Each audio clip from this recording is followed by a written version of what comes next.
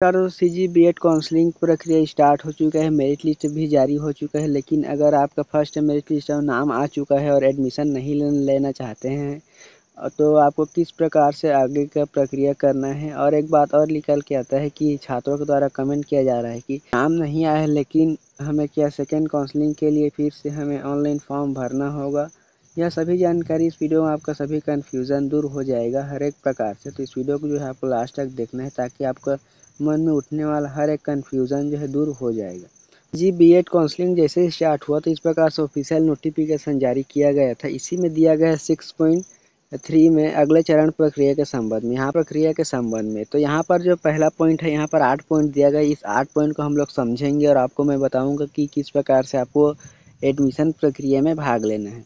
तो प्रत्येक चरण के लिए 2 विकल्प फॉर्म भरे जाते हैं। एक चरण के लिए एक बार विकल्प फॉर्म भरा जाना है।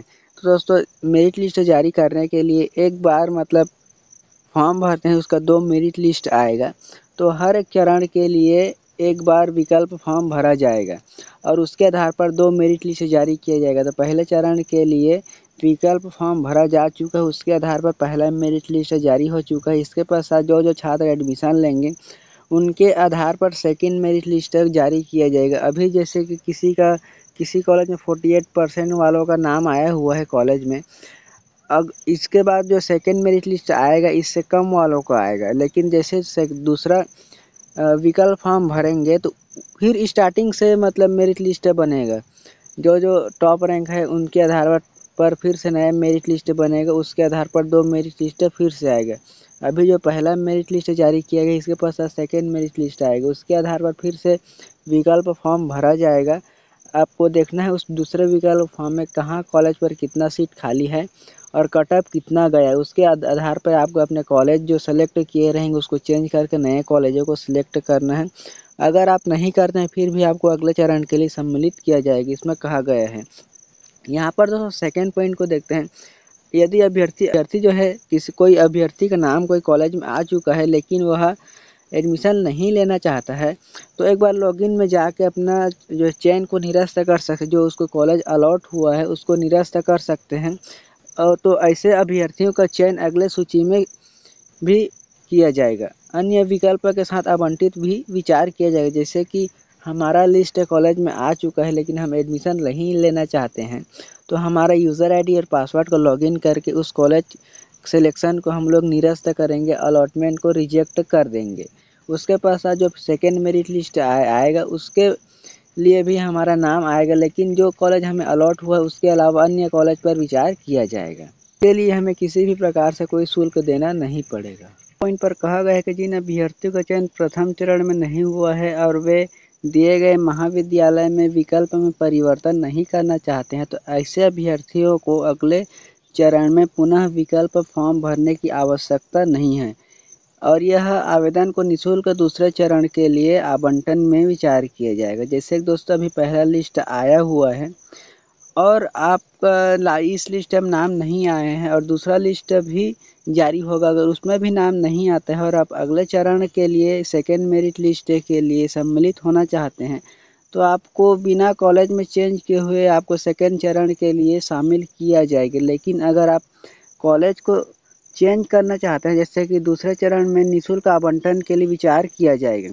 परंतु ऐसे अभ्यर्थी जिनका विकल्प फॉर्म भरना चाहते हैं या बदलना चाहते हैं वे अपना लॉगिन में जाके पुनः भुगतान करेंगे 350 रुपये का। उसके पश्चात आप कॉलेज को चेंज करेंगे।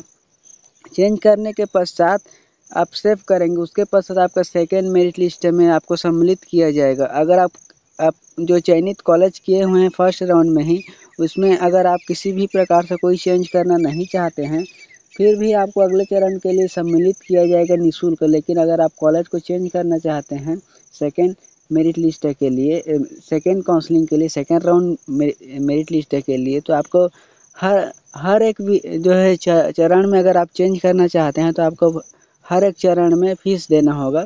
जैसे फर्स्ट चरण में 2 मेरिट लिस्ट आता है तो आपको हर एक चरण के लिए आपको फीस देना होगा अगर आप कॉलेज को चेंज करना चाहते हैं। अगर नहीं चेंज करना चाहते हैं तो आपको किसी भी प्रकार से कोई शुल्क देना नहीं होगा। आपको ऐसे ही निःशुल्क सम्मिलित किया जाएगा अगले चरण के मेरिट लिस्ट काउंसलिंग के लिए।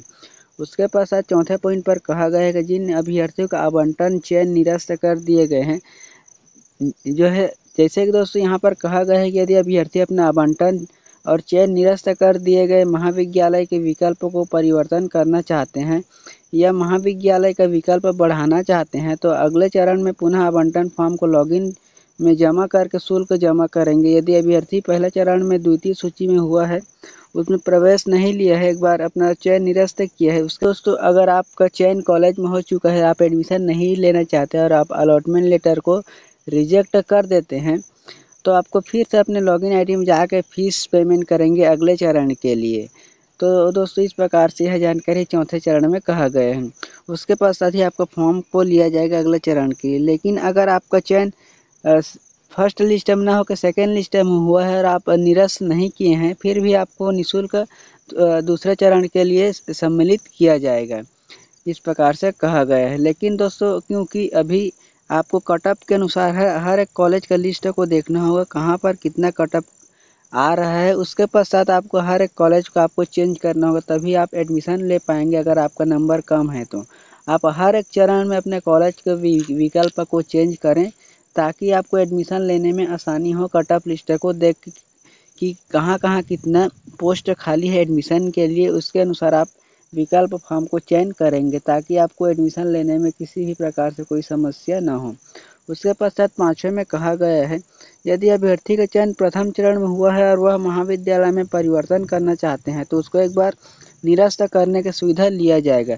तो ऐसे अभ्यर्थी को पुनः दूसरे चरण के लिए, अभ्यर्थी जो है पहले चरण में हुआ है उनका चयन और वे अपने महाविद्यालय का परिवर्तन करना चाहते हैं, जैसे आपका पहला लिस्ट में नाम आ चुका है और आप कॉलेज को चेंज करना चाहते हैं, तो उसके बाद आपको जो अलॉटमेंट लेटर जारी हुआ है अपने लॉगिन आईडी में, उसको आपको निरस्त करेंगे, उसको रिजेक्ट करेंगे, तो आपको अगला चरण के लिए, अगर आप एक बार अपना विकल्प फॉर्म को निरस्त करने का सुविधा देता है, उसको आप उपयोग में ला चुके हैं, तो आपको सेकेंड चरण के लिए शुल्क जमा करने के साथ ही आपको फिर से कॉलेज को सिलेक्ट करना होगा, तभी आपको सेकेंड चरण के लिए आपके फॉर्म को सम्मिलित किया जाएगा शुल्क के साथ।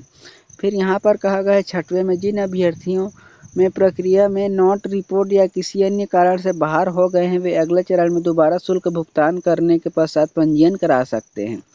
अगर कोई अभ्यर्थी फॉर्म भरे हैं, उसको नॉट रिपोर्टेड या किसी कारण से बाहर कर दिया गया है, तो आपको अगले चरण के लिए फीस पेमेंट करेंगे, उसके पश्चात आपको सम्मिलित कर लिया जाएगा। उसके पश्चात दोस्तों यहाँ पर कहा गया है सातवें चरण में, आवंटित महाविद्यालय में प्रवेश लेने के पश्चात पुनः पंजीयन या विकल्प जमा नहीं कर सकेगा।